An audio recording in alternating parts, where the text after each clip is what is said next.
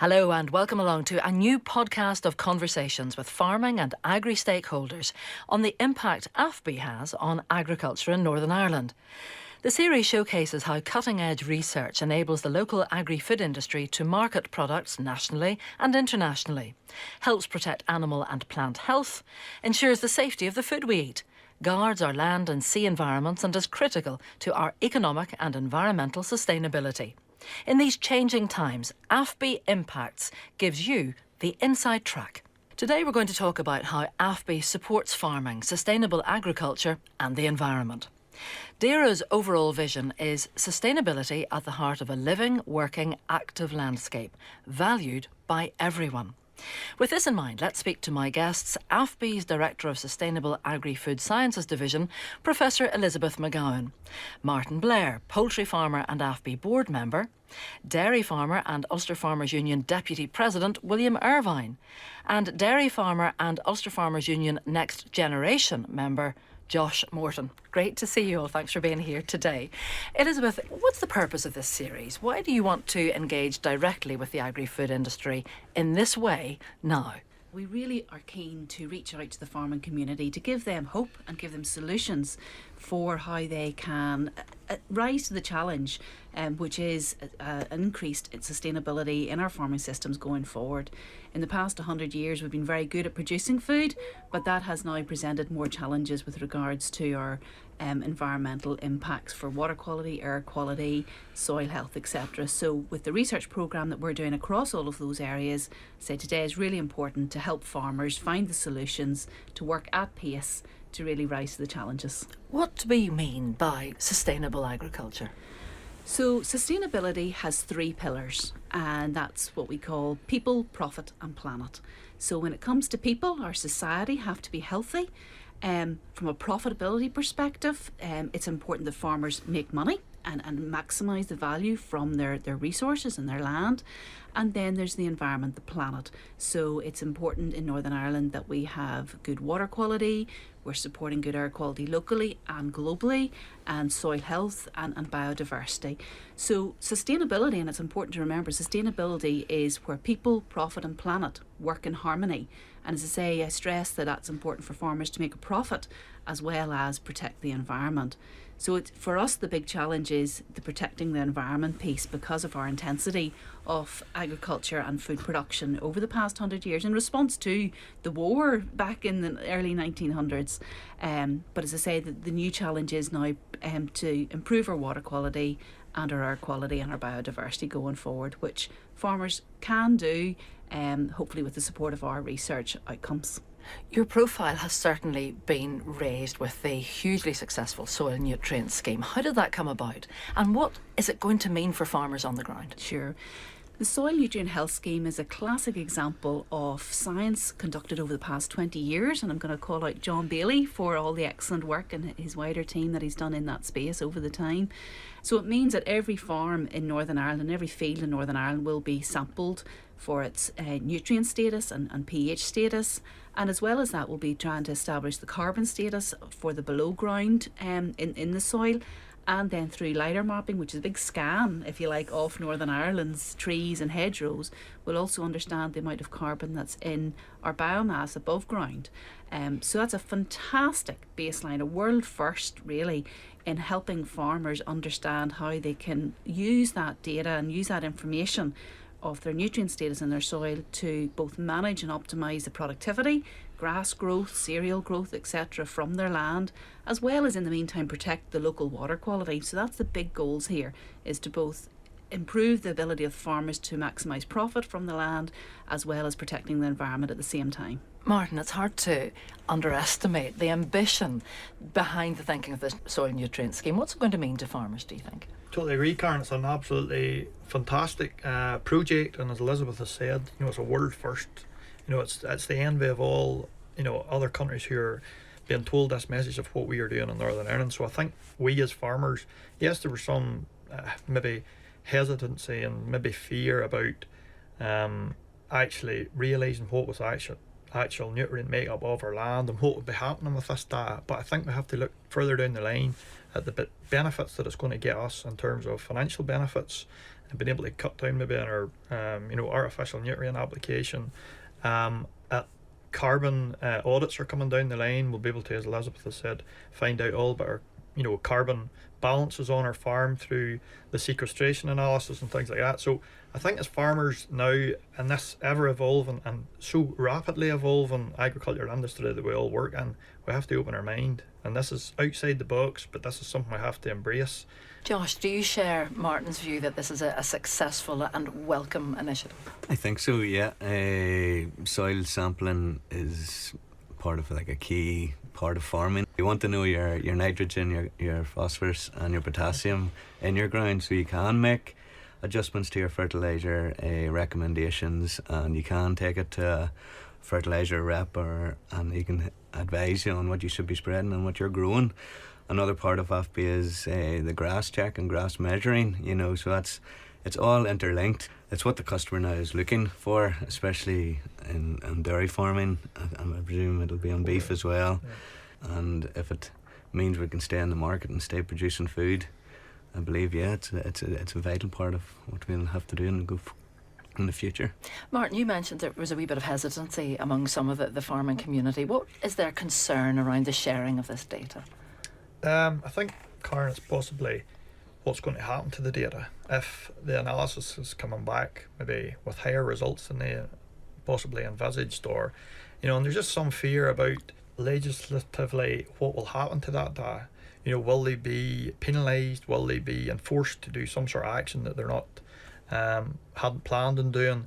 Now DAERA has reassured us that there will be no enforcement due to analysis the results. So there is a connection now that you have to be part of the scheme in terms of going forward in terms of farm support payments in the future, and some people feel as though that's forcing you into doing it, but I don't think so. I think the benefit of the analysis that you get from that scheme will totally outweigh any other fear that you may have. So hopefully the first year has went well. Yes, there's been small teething problems, but now we're into a second year, and hopefully by the time we get through the next third and fourth year, I think the analysis that we have will be, as we said earlier, world leading and really give us all a competitive edge and a unique selling point to Northern Ireland agriculture that nobody else has. That's the important bit, isn't it, William? That we need to be in a position that we can stand over any of the scientific claims that we make, and that we can indicate why our product has a USP and deserves to be on supermarket shelves.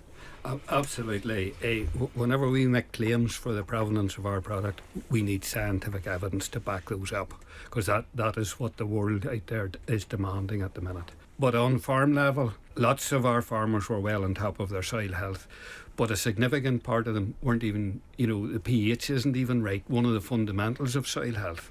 So there is this across the board testing is an absolute game changer and puts us ahead of all other countries, actually, as a world leader. So what's next, William, in the sense of carbon benchmarking and the fact that we all know that this is going to become critical to future farm payments? Yeah, well, today's markets require a carbon figure as to whether that's agriculture or non-agricultural product. Every business has to be aware of what their carbon impact is.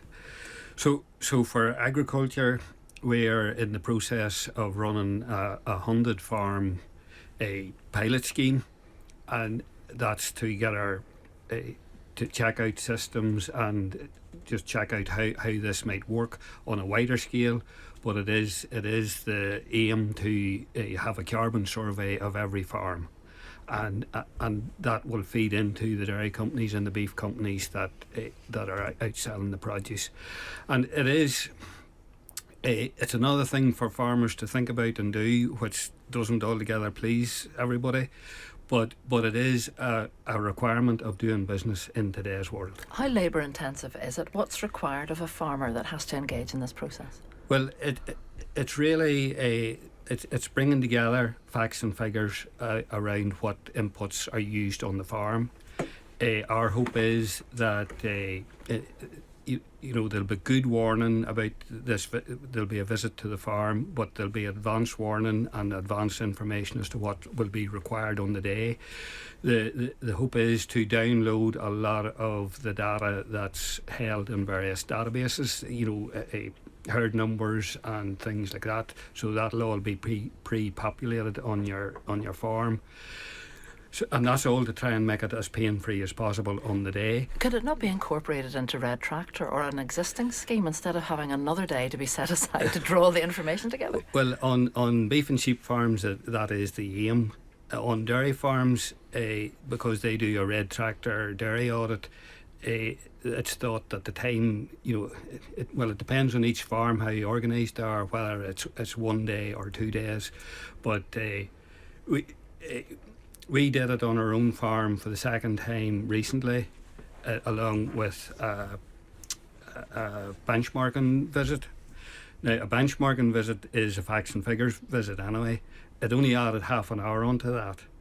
But if you were starting on a farm quality assured visit, it would take longer, significantly longer to do that. Martin, what do you think of that listening in?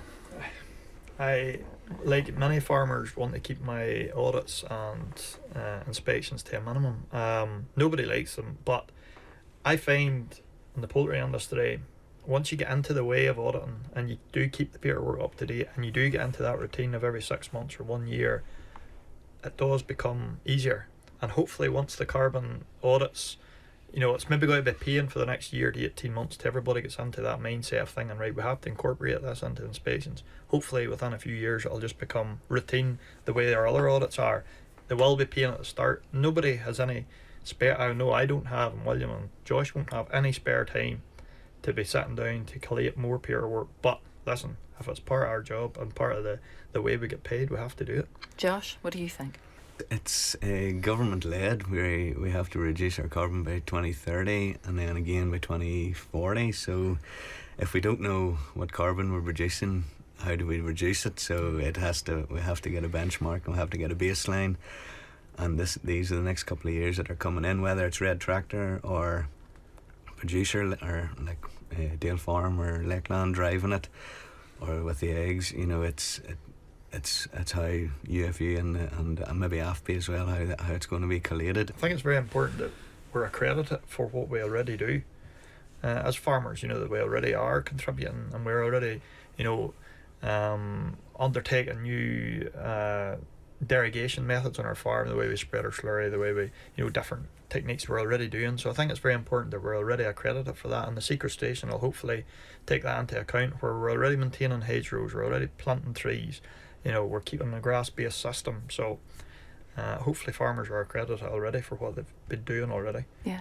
Let's bring Elizabeth back in on this idea of carbon benchmarking, and it is onerous for farmers. We know how hard farmers work, all of this paperwork, all of this regulation, but explain for us, perhaps for others maybe who don't have time to read the press all the time. That's why we're doing a podcast, to try to get people up to speed with what's going on and the pace of change.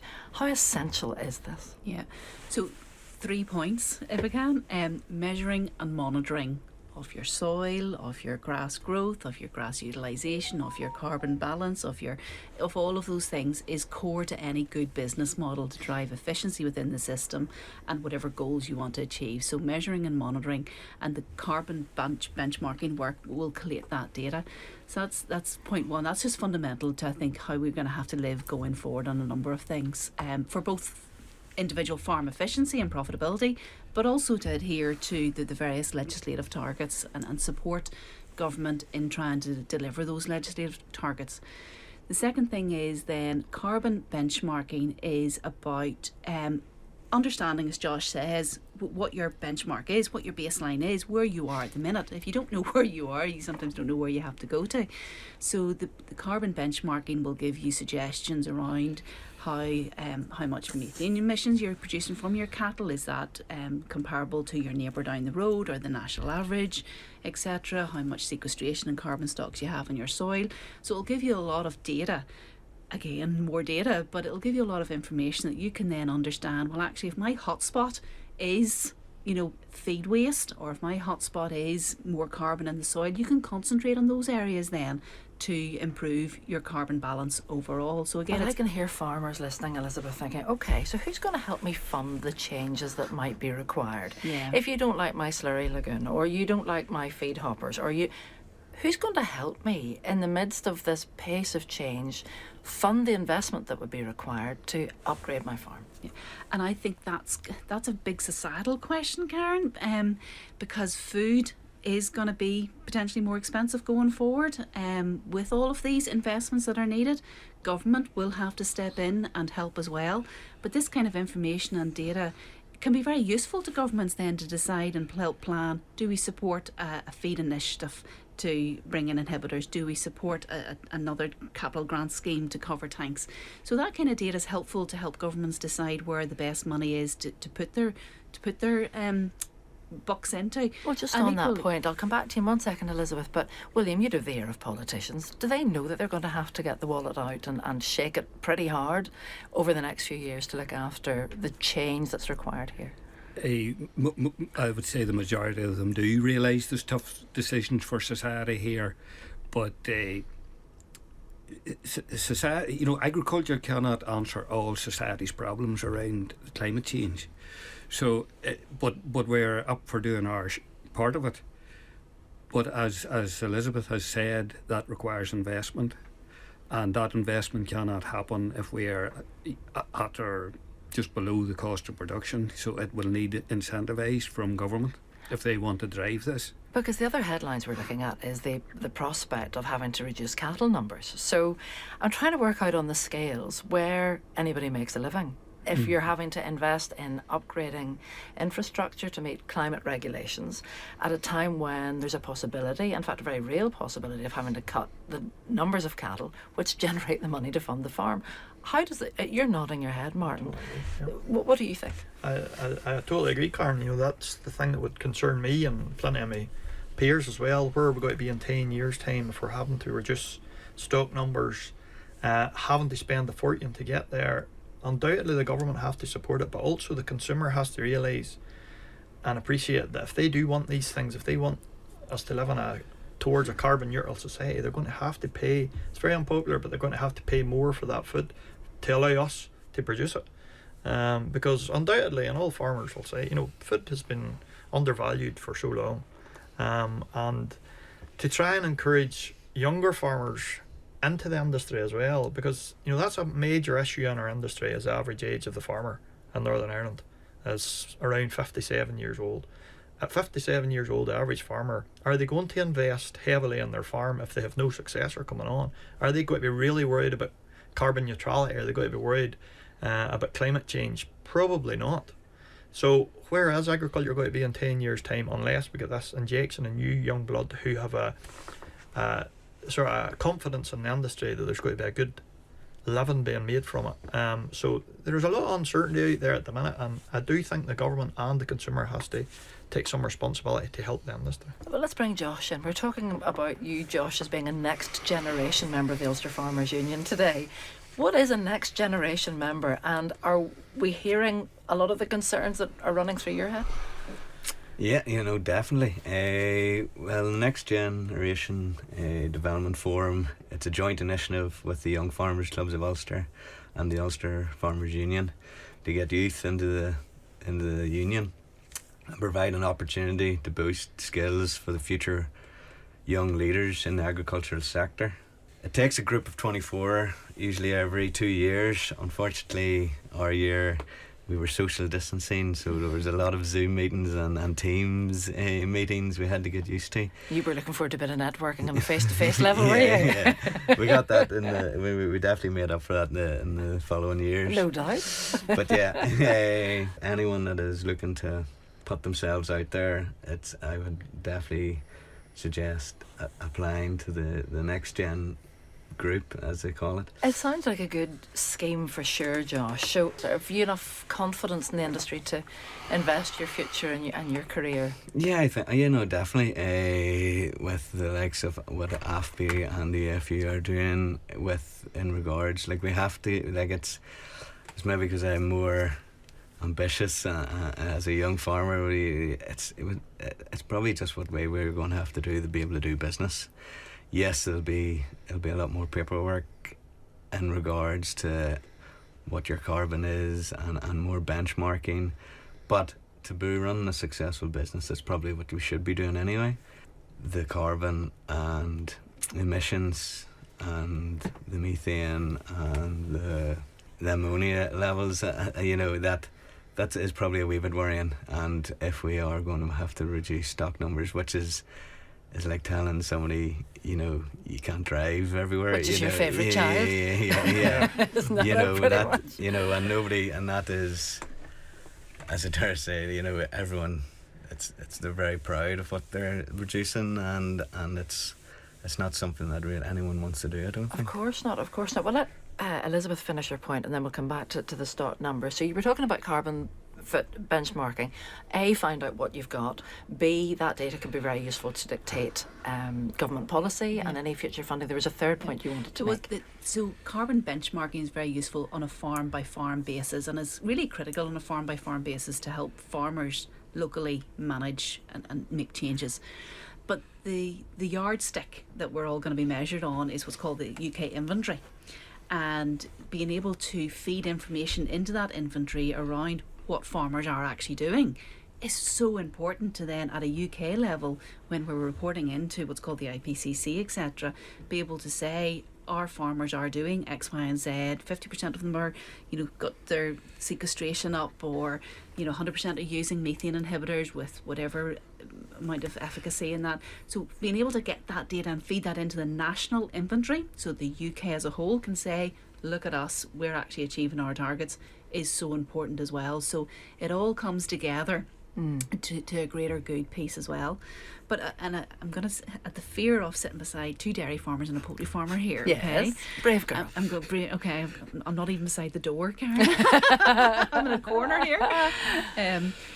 I love livestock as well, so don't get me wrong. But, I do think we have to think outside the box, just what Martin was saying earlier, because it is about maximising value from the land. So, we looked at analysis of, how could we improve efficiency on the farm, maintain the output of milk and meat from that farm, and yet free up the land maybe to increase sequestration, or other crops of food production as well. So, I think we do have to think a wee bit further outside the box, because I think there are opportunities, and that's something in AFBI we're trying to look at and understand. I think there is a danger within the Ulster farming community, if you like, that they can talk themselves into, real negative place. And clearly there is a lot of positivity around the benchmarking, the advice, the information that you guys can provide. Give us a lift. Tell us what's out there that might help us meet these targets quickly. Yeah. So if we start from the soil, if we know our nutrient status, we can put on maybe less fertiliser. That will reduce what's called the nitrous oxide, which is a very, very potent greenhouse gas. So there we go. There's a win already with less fertiliser going on, reduced nitrous oxide. If we then take that to the grass, we're looking a lot at multi-species swards at the minute. Multi-species swards, yes, are hard. There's still work to be done on persistency and what is the mix of those species on the swards that optimise it. But there's not to put you under pressure, but we haven't a lot of time, Elizabeth. What are we going to plant? Your clovers, again, reduce nitrous oxide emissions. Your deep rooting species can really help carbon sequestration in the soil. And then we move on to the animals. There's a lot of really nice work going on between AFBI and Queen's and partners across UK and Europe and Ireland on methane inhibitors, with really promising effectiveness levels there, that we could knock out a lot of methane emissions from the ruminant animal. We hear a lot about seaweed. Is that a runner? It is a runner. It is. And where do you buy it? What does it cost? How does it compare? Oh, well, look, this is where the research is starting to merge into the more applied space. Costs are still not tied down because it is still in its infancy, but there are some products on the market. Now it is costly, and coming back to that conversation we've just had, there is going to be investment by government and society to actually achieve carbon neutrality on a whole. But I see a huge opportunity to then collaborate on our slurry, our circularity, feeding into the energy grid, feeding into the transport sector for biomethane, so that there is lots of opportunity here to think a bit more outside the box. I suppose what I'm trying to get at is how you apply all this wonderful research which is evidence-based, scientific, into the real world of practicality. Are you working with commercial partners who can develop a seaweed feed, or you are? Tell us about it. We're working. Well, we can't name them because it's all unfortunately. Of course. But to know that that's happening. With premix companies, we're working with supermarkets in that space as well for the whole supply chain to get the consumer adoption of those products. We're working with a large farm network. Josh earlier mentioned the Grass Check network and the Agri-Search's Beacon Farm. So, we're working with, yes, the research farm does the detailed work, and then we roll that on out to a wider farm base, and working with the supply chain, feed companies, supermarkets, processors, etc., to try and get that buy-in to adoption really quickly and rolled out across the whole farming base. But adoption is going to be the big challenge here. It's still, even though we do that, adoption is one of the big challenges. So what do you mean space. by adoption? Well, farmers actually, and it is a big, brave, bold step, and these three guys sitting beside me can talk better than this to me, but the pace of change that we need to make, we need huge adoption rates. William, what sort of feedback do you get from guys you talk to on a daily basis when you're talking about adoption of completely new working practices? Well, we're a large organisation, 12,000 family farms, and that equates to somewhere between 25 and 30,000 active people. So within that group, we have people fully up for this challenge, on top of what they see for the future, right through to people that don't want to know about this, don't deny my world. But I suppose within that, I would say the vast majority of our farmers are going about their daily work, trying their best to manage their business, pay their bills at the end of a month, and be fit to step forward, bring the next generation in, or whatever their particular, make their farm as viable as they can.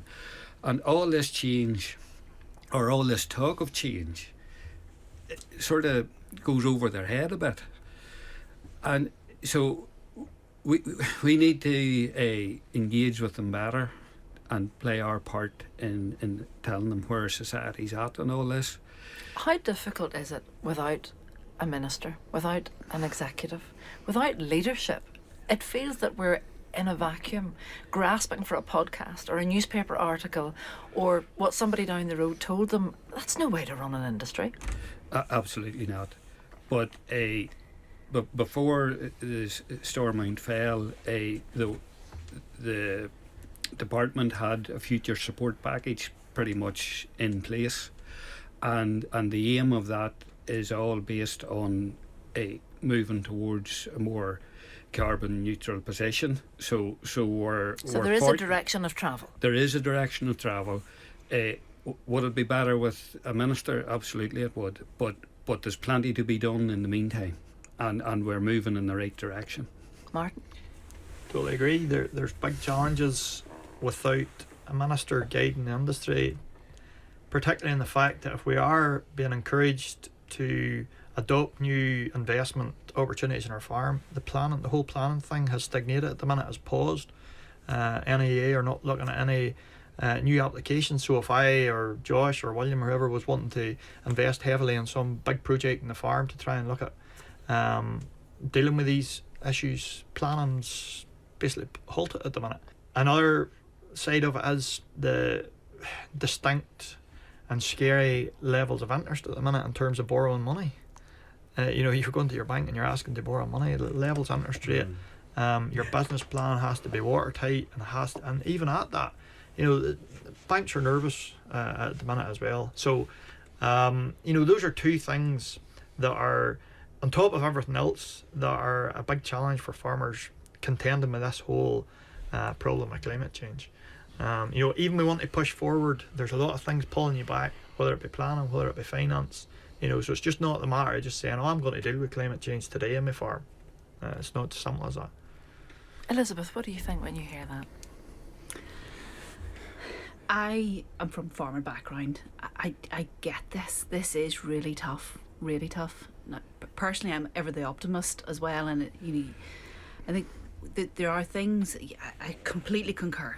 It's difficult to work in the environment with no executive. It's difficult. The banks are nervous because they have their own targets to meet. It's not an easy decision to make an investment, but there are things farms potentially can do themselves on their own systems if they know where they're at. And I'm going to harp back to benchmarking, measuring and monitoring, knowing what you're doing, how you're doing it, and identifying where improvements could be made. So farmers do have the gift in their own self to do stuff that will help their own profitability and their environmental impact. And then look, these other things, like in my own personal work, I have to think, what can I control myself? And that's what I can get on with. And these other things we can influence and we can try and talk about and push forward, and that's as much as we can do. But in your own work, in your own farm, think about what you can control yourself. And there are things you can control and there are things you can do. And there's information out there to help you do that. William? Yeah. Just before we drive ourselves into the depths of depression on all this, It's hard, isn't it, to kind of stay away? We need to remember where we live in this world. Like we have a temperate climate. We have this ability to grow grass, and we have a knowledge pool and a will of farmers to produce food. A huge positives that a lot of the world does not have, and we have plentiful rain. I would actually like today to have been drier than it has. I mean, the silage in. And so we shouldn't despair. No. Food is still in demand. We have the ability to produce it. We may have to change some of our methods of producing it, but we will get there, and we will produce food, and it's still needed. And when you look around the developed world, this conversation's happening in every producing region, and the net effect is it's going to it may not reduce overall food supply, but it will slow down its progress. So food will be in demand, and food in demand means we should eventually arrive at the point where we get better and there is, of course, the opportunity created by the alternative energy world, or environment or community, perhaps you might want to describe it as, that's developing around us. So when you talk about farming differently, there will be different methods and means. You mentioned biomethane, I think, a little bit earlier, William. Sorry, go ahead. Well, when I look around the farms in Northern Ireland, the answer and the mix of enterprises they have going forward will be a very individual discussion, and so if you're a guy my age with people wanting to farm behind you, you maybe push ahead with dairy or beef or whatever your game is. But if you're my age with no successor, there might be other alternatives, and and everybody has to go to what their passion is. And land, with this fixed area of land, there's food wanted, there's energy wanted, there's carbon capture wanted, and there's biodiversity wanted. So there's a lot of opportunities out there, and the answer will be different on farm by farm. Martin? Yeah, totally agree. I said before that these are all challenges to us as farmers, but we have to think positively and think there are opportunities here as well. And I've said it in a few different things before. Nobody makes us farm, and we can sit here, and maybe somebody who's not a farmer can sit and think, those three boys, why do they bother farming? It's a nightmare. It's but in your blood. to be honest, it is in your blood, and we all do it because Doesn't we have love to be it. saying irrational. You're right. And I have two sons who I hope farm. If they don't farm, that's fine as well. But we all have a pride in our land that we own, a pride in our business that we can build to hand on to hopefully the next generation. So nobody makes us farm. And listen, this is just one challenge that probably our ancestors before us had many, maybe more difficult challenges than this, to do with wars and things like that. So it's something that we have to embrace. I'm quite confident that I have hopefully a good long future in the industry, and I hope Josh will be the same. So no, I'm positive about the future of agriculture. There are plenty of challenges, but I am confident where we'll be. Yeah. Josh? There's probably guys listening, and this is probably in the back of my mind as well. We harp on maybe that we're world leaders in this sustainability, but are we worried about going down a track where we become a garden nation and we're importing our food, or we have to jump through bigger hoops than other nations do, and that don't take climate change as seriously? Like, I'm not going to name any, but you do see in supermarkets such and such from whatever, and it's not from Northern Ireland, or it's not from the UK. Is it a fair playing field? Yes, that's the other side of this argument. I just want to be devil's advocate here. Go on, William. He's itching to get back. Josh has brought up a subject like, if we meet all these targets, is it fair that food with no provenance and no environmental impact carried out on it comes in and blows our market apart? He raises a very strong When you point see there. these trade agreements made with, whether it's Brazil or Australia or New Zealand, it's tough to work against that, isn't it? Yeah. But equally, if we do achieve this, we have a fantastic product to export globally. So, there's opportunity in, William's right, everybody's going to eat. Breakfast, lunch and tea. And the UK security of food is about 60% on a meat and milk basis. So, the population isn't slowing down here.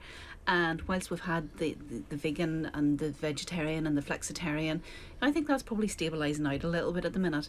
I think the whole synthetic food world is, from what I can see, it's, that there's a lot of science still to be bottomed out there, and really what is its environmental benefits, and those are questionable at times as well. So of course we need choice for all of this, but I don't see as big a threat as what we maybe would have been talking about this past couple of years to pure real meat and milk going forward, and real food, if I can call it that. Yeah, I think Nutrient dense food. Well, this is it, and with an impact, a positive impact on the environment. So I am optimistic that Northern Ireland product has a very strong place within the UK, and even potentially further afield, because of the drive that we're making at the minute for improvements in its sustainability. What about alternative energies? What are you looking at within AFBI? What do you think are likely to be the most positive, commercial, viable successes out of it? So the two big ones are, of course, slurry. And then there's a nice big project started at the minute, funded from DESNIS, the new department in Westminster, look at biofuel crops as well, and the impact they can have both on carbon sequestration in the soil, value from the land, and feeding into the energy network. So slurry has a big opportunity through your AD plants to feed in and energy, electricity generation, but as well as that your biomethane. So I've said for a long time, agriculture now has a big opportunity to collaborate with the energy sector and the transport sector from the land that we use and the products that we produce, to support wider society and offset those emissions from those sectors, instead of just thinking of food all the time. And on that, and it's hard to try to stay upbeat. I'm trying really, really hard, but in the absence of a minister, you need legislative sign-off to enable a lot of the research-based work around this energy supply. My goodness, we're on the verge of a war, some people would say. Of course you want energy supply maintained and secure. You would think they'd be all over this. So there's a hesitancy, and we know it's because of RHI. What would you say to a department person listening today who's thinking, I don't want to press that button. What if this scheme were not to roll out the way it should do? What would you say? Look, there's a greater good here. There's a huge greater good to be achieved here, and we have to remember what that is. And look, let's learn lessons from RHI. Let's learn lessons on good project governance. There's plenty of schemes. Norway, Germany, Southern Ireland, France, they've all adopted this collaborative way of land use, agriculture, working with energy and transport. We can learn lessons on how they've set it up as well. So let's not be afraid of our shadow and strive for the greater good. How big a difference could it make if we adopted one of these schemes in a large scale manner? And I suppose that's some of the work we're pushing through at the minute, to try and model that through just some early work. It's quite material how much of the grass could the methane stuff could offset, but that's something we need to bottom out and understand its unintended consequences. So research is still afoot in that space, but certainly the early results would suggest there is big potential here. Yeah, and on the unintended consequences, is that around what the waste product from the gas might be, what you would then put on the ground potentially? It talks back to your ammonia. So anaerobic digestion is fantastic at capturing the methane, a potent greenhouse gas, but equally you create a very dense substrate digestate, which is quite heavily loaded with nitrates and digestate or ammonia. But there is ways of injecting that into the land then to reduce subsequent ammonia emissions from that. So it's a further end of pipe investment that will be needed to mitigate those unintended consequences.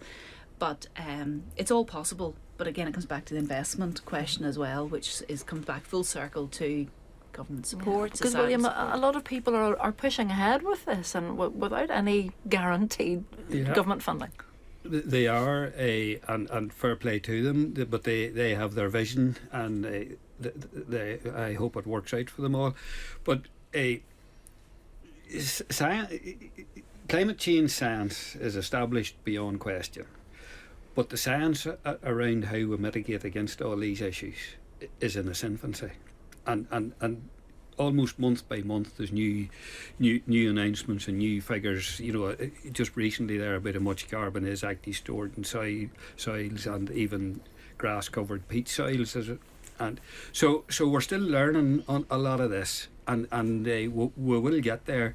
The frightening bit is society wants this tomorrow, and that does frighten me slightly, but with a little time and a goodwill we will get there. Karen, food waste is something that society and we all can do much better at. 30% of our food is wasted, which is criminal. But a recent set of data, again out of inventory, is that food waste is contributing 10% of greenhouse gases into the national emissions. That's the same as agriculture. So if we can, food waste is another piece which wider society can absolutely take control of and help us all with. And as I say, that's the same percentage that agriculture is contributing at the minute, and it just goes to show you that this is a holistic problem. What a really wicked problem. interesting fact. What a really interesting fact, William. Where agriculture is today is exactly where society required it to be. They wanted a plentiful supply of cheap food, and we rose to that challenge. We will rise to this challenge and deliver here again. But as I say, it takes encouragement from government, and it takes a little time. Karen, I suppose setting another hat on here as well as a farmer, I'm an AFBI board member as well. I was very keen that something like this podcast was started to try and deliver just like those wee stories that Elizabeth was telling us there now, things that are so interesting, things that AFBI are already doing. I never come away from an AFBI board meeting, I'm only on a year, but I never come away without being amazed at the work that AFBI are doing. And as I would call myself a standard farmer, before that I knew sort of what AFBI were, but I just thought they were saying this basically. But they're doing but they're doing such fantastic work that really can contribute to us as farmers, to the industry. And that's why I think this message of all the good work that people like Elizabeth are doing, and I always said this to Elizabeth, if we could duplicate Elizabeth, to have 50 Elizabeths on the ground going round to speak to different farmers. But the way Elizabeth can connect with farmers, on a practical basis and deliver that message, I always, say that she's without compare. And I suppose in a sense she's leading this silent army of people who've been working away for a very, very long time, and it's only when you're on the face of battle, which it almost feels like, doesn't it? That's right. That you go, hang on a minute, we need help, and you guys are there and have been doing this. Sorry, William, go on. AFBI is a huge resource to Northern Ireland and Northern Ireland agriculture, and probably undervalued by the most of the industry, but a huge resource. All those good, and then the challenges of today will largely be answered by new science, and they're at the forefront. Well, all those brilliant projects that they're doing and the results there, again, it's no use if they just sit on a shelf. Farmers are not going to go and look at that shelf really in reality. They don't have time to. So it's things like this, it's people like Elizabeth and her teams that are delivering that message on the ground through things like the grass event at AFBI, through agri-search events, and through all these different ways, hopefully, of communicating this message, like things like a podcast. People our farmers now intake information in a different way than they used to. We used to, my father would be a great man for the farming life, sat down Saturday morning divulge and indulge in the farming life and read it the rest of the week at different times. Now I don't think the next generation we don't do that. We don't sit down and read papers. No. How do you consume information, Josh?